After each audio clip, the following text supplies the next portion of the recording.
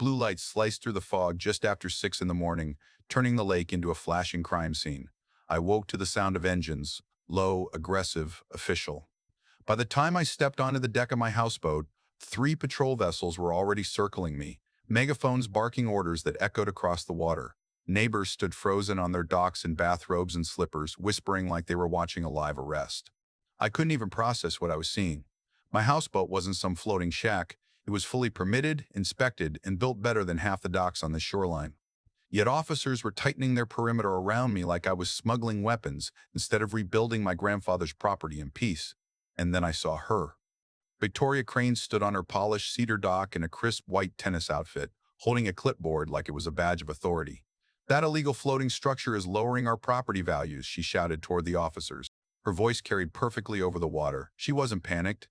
She was triumphant. Anger hit me first, then disbelief, then something colder. This wasn't confusion, this was choreography. As 2 officers climbed aboard my deck and began inspecting my systems, Victoria folded her arms and smiled like the ending had already been written. She thought this was the moment she erased me from Emerald Bay. But standing there in the flashing blue reflection of the water, I realized something she didn't. This wasn't just an HOA complaint. This was a setup. And somehow I knew this early morning spectacle was only the first move in something far bigger and far more dangerous than a houseboat dispute. If you want to hear more true stories like this, make sure you hit that subscribe button to HOA Update. And tell me in the comments, where are you watching from? A few months before the sirens and flashing lights shattered the lake, my life had been painfully quiet. Not peaceful, just empty. After losing my marriage and most of what I had built in the city, I needed somewhere the noise inside my head could finally settle. That place turned out to be my grandfather's old lakeside cabin at Emerald Bay Marina, a weathered A-frame tucked between tall pines and still water. It had been abandoned for years, sagging porch, cracked windows, roof begging for repair. But to me, it felt like the last honest place left in the world. I didn't move there chasing comfort. I moved there to rebuild. The cabin needed months of work before it was livable, so I designed a temporary solution, something efficient, quiet, and completely legal. Using my savings and every spare hour, I built a compact floating home anchored beside the dock. Solar-powered, battery-backed, environmentally compliant, inspected twice over. It wasn't flashy, but it was solid, self-sufficient, and mine. For the first time in a long while, I could breathe again. Mornings were slow and silent, mist lifting from the lake, coffee warming my hands as water tapped gently against the hull. No deadlines, no noise, just rebuilding piece by piece. Emerald Bay itself seemed peaceful at first glance. A mix of retirees, working families, and weekend boaters who kept mostly to themselves. People waved when they passed, nodded politely, exchanged small talk about fishing or weather. It felt like a place where everyone quietly respected each other's space, or at least that was the illusion. It didn't take long before I heard the name that truly ran the shoreline, Victoria Crane, president of the Emerald Bay Homeowners Association, the one who decided what docks looked like, what boats were acceptable, how lawns were trimmed, and which neighbors were in compliance. At first, she was just a distant figure, someone neighbors mentioned in lowered voices, usually followed by a pause. Then came the stories. Someone fined for repainting a mailbox the wrong shade. A retired couple forced to remove a small bench from their dock because it disrupted shoreline symmetry. A fisherman warned for launching too early in the morning. Small things, petty things, but consistent. Control disguised as order. The first time I saw her, she was walking the marina like an inspector. Clipboard tucked against her arm, posture straight, expression sharp. She smiled when people looked at her, but it never reached her eyes. Standing beside her was her husband, quiet, almost invisible, like a shadow that followed without speaking. Even from a distance, you could feel the tension ripple around her presence. Conversation stopped. People adjusted things, chairs, ropes, flags, like they were preparing for inspection. Still, I didn't worry. Everything I had built followed state codes, environmental regulations, and property laws older than the HOA itself. My grandfather's deed predated their authority. I had documents, permits, inspections. I believe facts were stronger than opinions. If anyone ever questioned me, I could prove everything in minutes. Logic protects you. That's what I told myself. But then the small signals began. A notice taped to my dock post one morning, no greeting, no signature, structure under review. Another letter days later about aesthetic inconsistency, no explanation. No specific violation, just vague language that felt less like regulation and more like pressure. I asked around casually, trying not to sound concerned. That's when I noticed how neighbors reacted, not with surprise, but with sympathy. Quiet sympathy. Daniel Ruiz, the marina mechanic, lowered his voice when he spoke to me, said I should keep my head down. Martha Collins, who lived 2 docks over, admitted she'd been fined repeatedly for things no one else was fined for. She gave a small, tired smile and said, when she picks you, she doesn't stop. Fear lived here. Silent, controlled, and shared. Even then, I convinced myself it wasn't personal. Maybe it was routine inspection, maybe paperwork delay, maybe just misunderstanding. Laws were clear. My structure was legal. Truth was on my side. And truth, I believed, always wins. A week later, that belief cracked. I returned from picking up lumber for the cabin and found an official envelope taped to my door bolt header, HOA seal stamped in red. Inside was my first formal violation note. No clear rules cited, no precise offense described, just vague accusations about unauthorized shoreline occupation and non-compliant structure interfering with community standards. At the bottom, a warning: failure to resolve would result in enforcement action. I read it twice, then a third time. It wasn't confusion, it wasn't routine, it was targeted. And deep down, I felt something shift, the quiet before a storm that had already begun. The real war didn't begin with sirens. It began 3 days after that first notice, when Victoria Crane stepped onto my dock like she already owned it. I was tightening a support bracket along the railing when I heard heels striking wood, slow, deliberate, confident.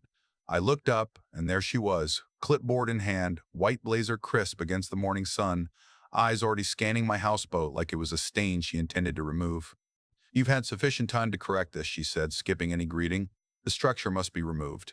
I wiped my hands and stood, keeping my voice calm. It's fully permitted. State inspected. My family's deed predates the HOA. I'm not violating anything. Her smile was thin. Polite on the surface, sharp underneath. Compliance is not always about legality, Mr. Alden. It's about community standards. I handed her a folder: permits, inspection reports, environmental clearance. She didn't even open it. She just looked at me, and for the first time, I saw it clearly. This wasn't about rules. This was about control. We'll revisit this soon, she said, turning away. One way or another. That afternoon, the letters began. First came a citation for excessive mechanical noise. My boat ran silent solar batteries. No engine, no generator. Then another notice claimed improper waste management risk. My system was sealed and certified. By the next morning, I had 3 separate complaints logged against me, each citing different violations that didn't exist. It didn't feel random. It felt coordinated. Daniel Ruiz was the first to speak honestly. I found him near the maintenance shed, wiping grease from his hands, glancing around before leaning closer. She's building a file on you, he muttered. Paper trail. Makes it easier to push someone out. Out for what? I asked. He shrugged. Doesn't need a reason. Just needs time. Later that evening, Martha Collins knocked gently on my dock post. Small, silver-haired, tired eyes behind her glasses. She held a stack of folded papers. These were mine, she said softly. Notices, fines, warnings.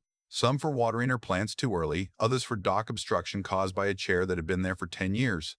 I paid most of them, she admitted, fighting her costs more. Why me? I asked. She gave a sad smile. Because you didn't ask permission. The absurdity escalated quickly. One morning, an inspector arrived, claiming my structure created a wave reflection hazard. Another day, I was cited for visual disturbance to shoreline symmetry. I began documenting everything: times, dates, photographs, copies of every notice. Not because I was afraid, but because something about this felt deliberate, strategic. And then came the inspections. Unannounced visits, measurements taken without explanation, photographs from angles designed to make the structure look unstable. One officer admitted quietly, "We've been asked to review this multiple times." Asked by who, he didn't say, but I already knew. The worst part wasn't the paperwork, it was the watching. I'd look up from work and see her standing across the water, arms folded, studying me like a chess opponent waiting for a mistake. This wasn't enforcement. This was pressure. And slowly, unmistakably, I understood something that made my stomach tighten. This wasn't happening to anyone else. Boats larger than mine sat untouched. Structures older, less compliant, completely ignored. But every path, every complaint, every inspection somehow pointed to me. I wasn't part of the community. I was the target. The final confirmation came at sunset 3 days later.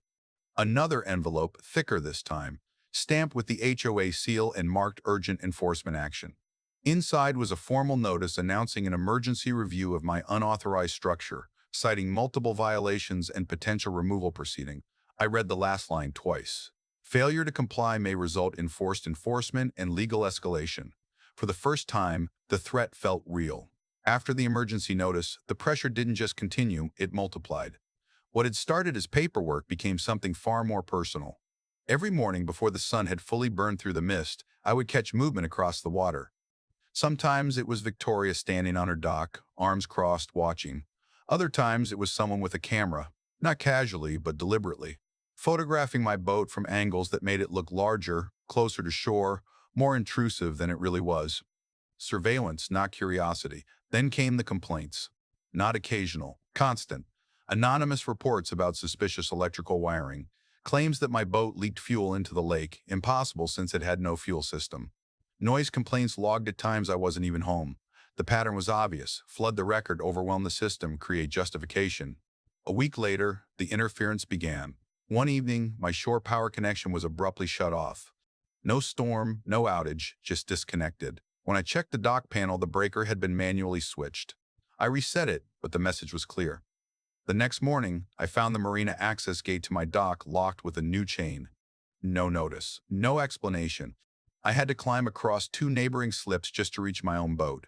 By afternoon, a printed HOA notice appeared on the bulletin board labeling my structure as under violation review, displayed publicly for everyone to see. Public shaming. I tried to stay rational. I contacted local authorities, bringing copies of permits, inspection records, photographs of interference. The officer listened politely, nodded, then gave the same answer. People always give when they don't want involvement. This is a civil matter. The HOA has jurisdiction. You'll need to resolve it through their process. Their process. Victoria's process. That night, sleep didn't come. Every small sound, water against hull, footsteps on dock, wind shifting rope, felt amplified. Not fear of danger, but fear of erosion, of losing ground slowly, piece by piece, until nothing remained. I had come here to rebuild my life, not to fight wars over water and wood. But the pressure was relentless, designed not to break suddenly, but to wear down. Daniel found me early the next morning, sitting on the deck staring at the lake. He didn't ask questions, just leaned on the railing and said quietly, "You're not the first." I looked at him. 3 families left in the last 5 years, he continued. Fines, legal fees, constant pressure. One retired couple lost their home after court costs drained everything. She doesn't need to win fast. She just waits until you can't afford to keep fighting. The words stayed with me long after he walked away. This wasn't enforcement, it was strategy. And strategy meant motive. Why me? Why now? Why push so hard over a structure that followed every rule? The more I thought about it, the less sense it made. Unless the goal wasn't compliance. Unless the goal was removal. That idea changed everything. I began reviewing every document more carefully. Notices, complaint timestamps, inspection requests, signatures. Patterns emerged. Repeated phrasing across anonymous complaints. Enforcement actions requested unusually quickly. Administrative steps skipped or rushed. It didn't look random, it looked engineered. And beneath that realization, a deeper suspicion formed, something bigger than personal dislike, something structural. Victoria wasn't just trying to remove me, she needed me gone. The final blow came 2 days later. A certified envelope arrived, heavier, colder, unmistakably legal. Inside was a formal demand, immediate removal of the houseboat, accompanied by fines accumulating daily and warning of legal seizure for non-compliance. The language was precise, aggressive, designed to intimidate and corner. If I resisted, legal costs alone could bury me. If I complied, I would lose everything I had rebuilt. I read the final paragraph slowly, the words tightening around me like a closing trap. Failure to comply will result in forced removal, property liens, and full legal enforcement. For the first time since arriving at Emerald Bay, I felt it completely. I was cornered. The night I received the legal threat, something inside me shifted. Fear was still there, heavy, real, but it no longer controlled me. If Victoria wanted paperwork, pressure, and procedure, then she had just chosen the wrong opponent. My career before Emerald Bay wasn't construction or design. It was systems analysis, patterns, financial mapping, following threads other people overlooked. And something about the way this entire campaign had been structured felt less emotional and more strategic. So instead of drafting a response to the fines, I started digging. The HOA's financial records were technically public to residents. Buried in a rarely updated section of the community portal were budget summaries, vendor payments, marina maintenance contracts. At first glance, everything looked routine. Landscaping services, dock repairs, administrative expenses. But routine isn't the same as clean. One vendor name appeared repeatedly across different categories: shoreline maintenance, inspection consulting, compliance review, same company, different invoice descriptions, payments larger than expected for minor work. I cross-referenced dates with enforcement notices issued to residents. A pattern emerged: spikes in inspection consulting, payments lined up perfectly with aggressive citation waves, including mine. That wasn't coincidence. Then I noticed something else. The marina itself, technically community-owned, had recently shifted operational authority under a management restructuring resolution, passed quietly at a low-attendance HOA meeting months before I moved in. The resolution granted temporary administrative control over marina leasing and docking assignments to the HOA president's office, to Victoria Crane, temporary, with no defined expiration, which meant she now controlled dock placement approvals and floating structures and removal authority. The pieces began locking into place with unsettling clarity. If she consolidated shoreline control, she could reshape marina access, reassign docks, increase property values selectively, possibly negotiate private contracts tied to future development. My grandfather's dock sat in one of the most stable central slips, ideal access protected water. Removing my houseboat didn't just protect aesthetics, it freed prime control space. This wasn't about rules, it was about leverage.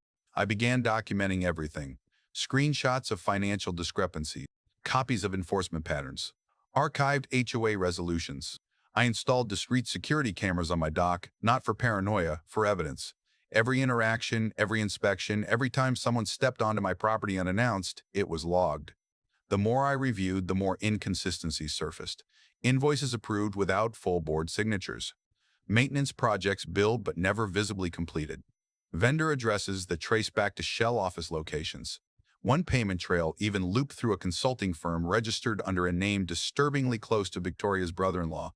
That was the moment I stopped feeling targeted and started feeling necessary. Daniel was the first person I confided in. I showed him printed payment logs, enforcement timelines, overlapping dates. He stared at the pages for a long moment, then let out a low whistle. "So she's not just pushing people out," he muttered. "She's moving pieces." Martha came next. She brought her stack of citations again, and this time we matched dates to HOA meeting approvals. Every wave of fines corresponded with budget shortfalls. When enforcement rose, revenue rose. Fear began shifting into something else among the neighbors. Recognition. Quietly, others stepped forward. A boat owner who'd been denied dock expansion after refusing a voluntary contribution. A widower pressured into selling his slip below market value after repeated compliance threats. None of them had proof alone.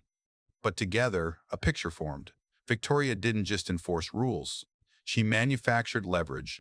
There was a moment, sitting alone late one night with documents spread across my small kitchen table, when the weight of it all pressed down on me. This would not be a simple argument over legality.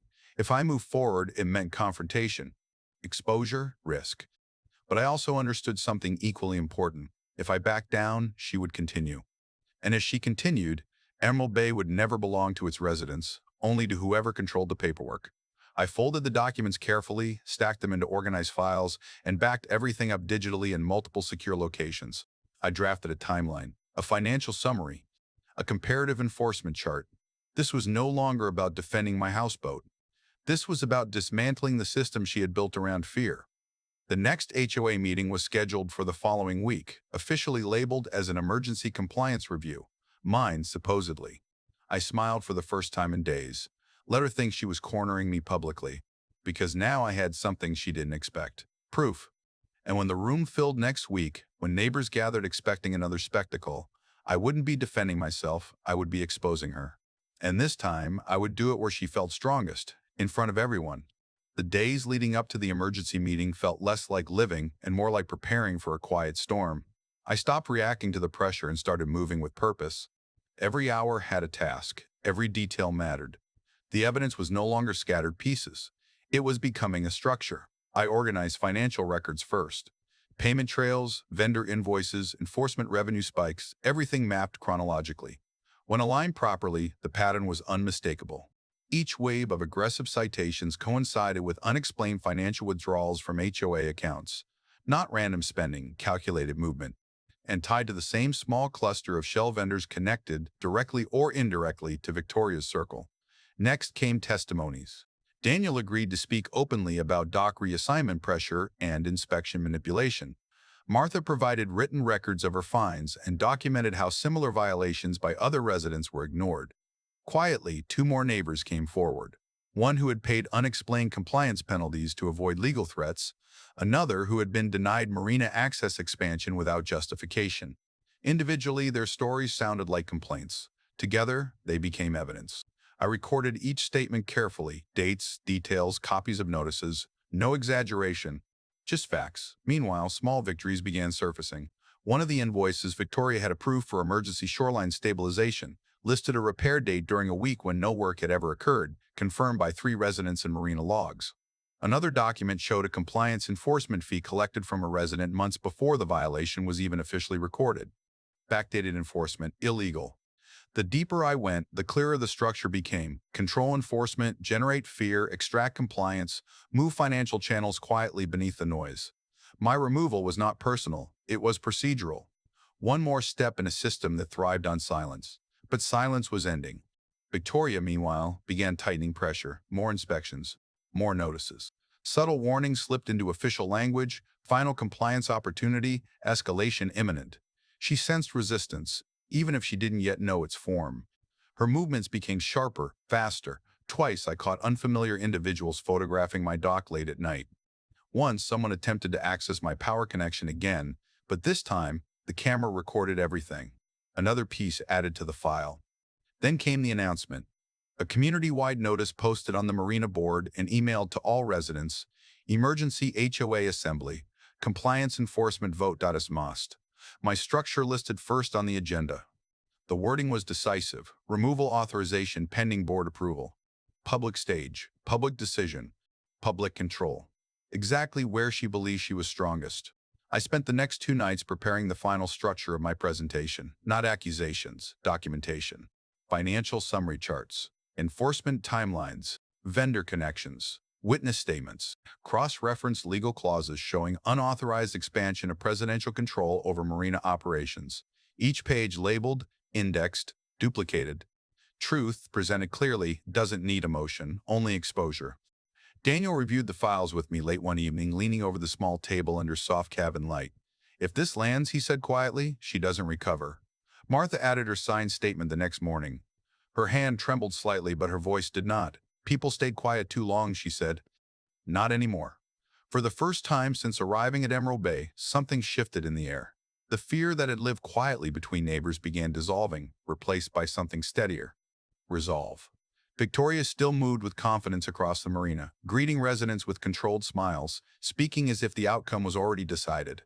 She believed the meeting would end me publicly. She believed paperwork was power. And in a way, she was right, because tomorrow, paperwork would decide everything. That night, I stood on my deck watching the dark water ripple under faint moonlight. The lake was calm, silent, unchanged, but beneath that stillness, currents moved unseen. Everything was prepared. Every document, every testimony, every piece of proof aligned. Tomorrow, the truth would surface. And when it did, nothing in Emerald Bay would remain the same. Everything was ready. Tomorrow would decide everything. By the time the sun dipped behind the trees, the marina had already begun to feel different. Lights flickered on across docks and walkways, and neighbors moved with quiet purpose toward the community hall near the shoreline. No one said much. Conversations were short, voices low, tension hanging in the air like the pressure before a storm. Everyone knew what tonight was supposed to be, the night Victoria Crane ended me publicly. I arrived early carrying a simple folder. Nothing dramatic, no speeches rehearsed. Just documents, facts, and patience. Inside, the room was already arranged with careful precision. Chairs aligned in rows, projector glowing faintly, the HOA board seated at the front like a panel of judges, and at the center, Victoria. She looked exactly as she always did. Composed, confident, untouchable, crisp suit, perfect posture, hands resting calmly on the table as if this was routine business. But her eyes moved constantly, scanning the room, measuring reactions. Control was her language, and tonight she expected to speak it fluently. The seats filled quickly. Daniel took a place near the side wall. Martha sat quietly in the second row, hands folded, expression steady. Others followed, some curious, some nervous, some simply tired of watching from the sidelines. The murmurs faded when Victoria stood. "Thank you all for attending this emergency compliance assembly," she began, voice smooth, controlled, carrying easily through the room. "Tonight we address a matter concerning unauthorized shoreline occupation and community integrity." Unauthorized, integrity. Carefully chosen words. She spoke for nearly 10 minutes. About standards, about property value, about rules that protect us all. My name came repeatedly, each time framed not as a neighbor but as a problem. An exception, a threat to order. She displayed photographs, angles designed to make my houseboat look intrusive, exaggerated measurements, selectively worded citations, a narrative, not evidence. Then came the conclusion. The board will now vote on enforcement authorization regarding the non-compliant floating structure currently occupying Dock Section 3, she said, folding her hands. Pending approval, removal proceedings will begin immediately. A quiet ripple moved through the room. This was it, the moment she had engineered for weeks. One by one, board members began signaling their positions, hands raised, names called, votes recorded. Slow, deliberate, inevitable. I remained seated, silent, listening, not defeated, waiting. Because truth, when revealed too early, gets buried, but revealed at the right moment, it changes everything. Victoria glanced toward me briefly, her expression almost satisfied. She believed this was the final step. That pressure, paperwork, and process had finally closed around me. The room felt heavy, still, suspended between decision and consequence. "Final vote pending," she announced. "Authorization will be confirmed and recorded." A pause. Silence deepened. She turned slightly toward the board secretary, preparing to finalize the decision, to make it official, irreversible, complete. And that was the moment. I stood, not abruptly, not angrily, calmly. The faint sound of the chair shifting drew eyes toward me, first a few, then all. Victoria's movement stopped mid-gesture. The room held its breath, sensing something unexpected, something unscripted. For weeks, she had controlled the narrative, but now, for the first time, she did not control what came next. For a moment, no one spoke. The air felt tight, suspended, as if the entire room had forgotten how to breathe. Victoria's eyes locked onto mine, sharp and questioning, but there was a flicker beneath her composure, uncertainty. She hadn't planned for interruption. "I won't take much time," I said, voice steady, carrying across the room without force. "But before this vote is finalized, the community deserves to see what enforcement has actually looked like." A faint murmur rippled through the crowd. Victoria straightened. "Mr. Halden, this is highly irregular." "It is," I replied calmly. "So is everything I'm about to show." I placed the folder on the front table and opened it. Not dramatically, methodically. The projector flickered as I connected a small drive, and the first document appeared on the screen behind us, a financial summary. Columns. Dates. Vendor names. At first, these looked routine, I continued. Maintenance, inspections, shoreline stabilization. But when aligned with enforcement actions, a pattern emerges. Slide change. Highlighted rows. Payment spikes aligned with waves of citations issued to residents, including me. The room grew quieter, the shift almost physical. "These payments were approved under Emergency Compliance Authority," I said. "Authority temporarily transferred to the HOA President's office under last year's restructuring resolution." A few heads turned toward Victoria. Slide change. Vendor registration details. Matching addresses. Overlapping signatures. "This vendor appears across multiple categories," I continued. "But the registered address leads to a consulting office connected to a private entity, one sharing ownership ties with a member of President Crane's immediate family network." A sharper murmur spread now. Victoria stood abruptly. "These accusations are baseless." "Financial management is documented," I said without raising my voice. Slide change. Enforcement timeline. Backdated fines. Citations issued before inspections occurred. Payments collected before violations were officially recorded. Illegal enforcement sequencing, I said. Documented by resident records and HOA timestamps. Daniel stood from the side. "My dock reassignment was denied after refusing an unexplained compliance fee," he said, voice firm. Martha rose next, holding her papers. "I was fined repeatedly for violations others were never cited for," she added. Selective enforcement. Then another neighbor. And another. Years of quiet pressure began surfacing, not emotional claims, but documented patterns. Dates, notices, payments. Each voice adding weight, each piece tightening the structure of truth around the room. Victoria's composure cracked. "This is a misinterpretation of administrative procedure," she said, but the authority in her voice had weakened. "You are presenting incomplete." The doors at the back of the hall opened. Two uniformed officers stepped inside, followed by a county compliance investigator carrying a thin case file. The room shifted instantly. Surprise, confusion, realization. The investigator spoke calmly. "We've received documentation regarding financial irregularities, unauthorized enforcement practices, and potential misuse of administrative authority. We need to review certain records immediately." Victoria froze. For the first time since I had known her, she did not look controlled. She looked exposed. "This is unnecessary," she insisted, but her voice no longer carried command. "This is internal HOA governance." "Ma'am," one officer said gently, "we just need you to step aside for now." The silence that followed felt heavier than any confrontation before it. Neighbors who had once avoided eye contact now watched openly, not with fear, with clarity. The narrative had shifted.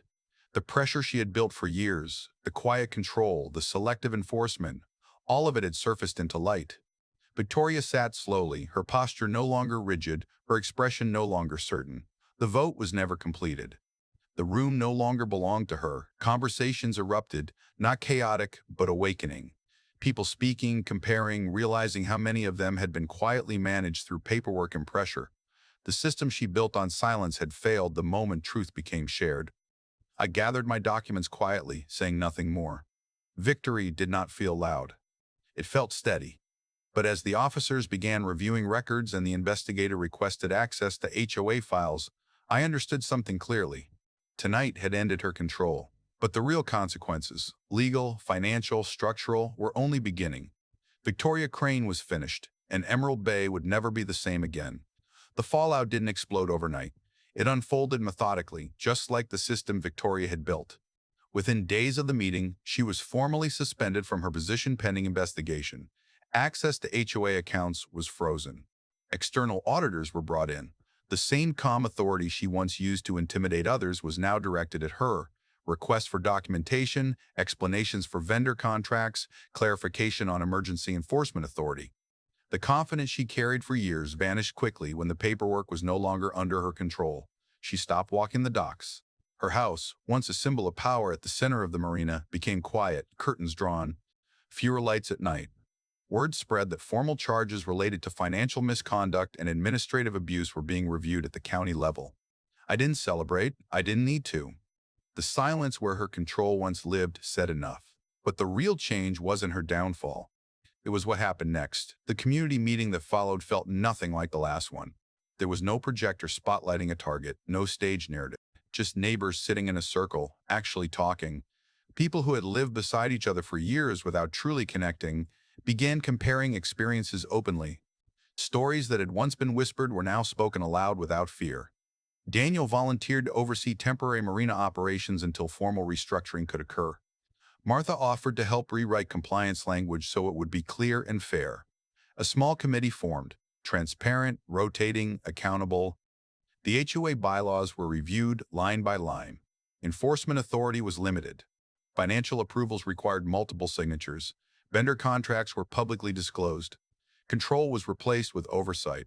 Trust didn't return instantly. It had been eroded too carefully for that, but it began rebuilding slowly, honestly. People waved differently on the docks now. Conversations lasted longer. Fear had been replaced by awareness. As for me, I never intended to lead anything. I came to Emerald Bay to escape noise, not to stand at the center of it. But when nominations opened for interim board positions during restructuring, my name surfaced more than once. I hesitated, then I accepted.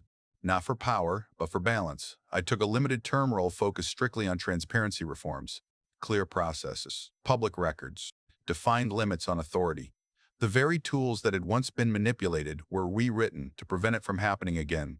I didn't want control. I wanted structure that no single person could bend. The Marina dispute resolved quietly during the audit process. The restructuring resolution that had granted Victoria extended administrative control was ruled invalid due to procedural violation. Marina governance returned fully to community oversight. My grandfather's dock and my houseboat were confirmed compliant under both state law and HOA guidelines. Symbolic? Maybe. But standing on that deck one early morning weeks later, watching the lake settle into its usual rhythm, I felt something far deeper than victory. Peace. Not the fragile kind built on silence. The earned kind built on truth. The water moved gently beneath me, just as it had before the sirens, before the threats, before the vote. But everything around it had changed. Not because one person fell, but because many people finally stood. Emerald Bay was no longer a place managed by fear. It was a community again. And as I looked across the shoreline, neighbors repairing docks together, children fishing near the marina, Daniel laughing loudly for once, I understood something simple. Sometimes you don't move somewhere to hide. Sometimes you're placed exactly where you're needed. The fight had been exhausting. It had tested patience, stability, and resolve. But it had also revealed something stronger than intimidation, unity backed by evidence.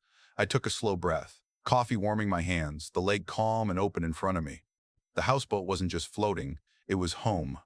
And this time, it truly felt like it belonged. If you want to hear more true stories like this, make sure you hit that subscribe button to HOA Update. And tell me in the comments, where are you watching from?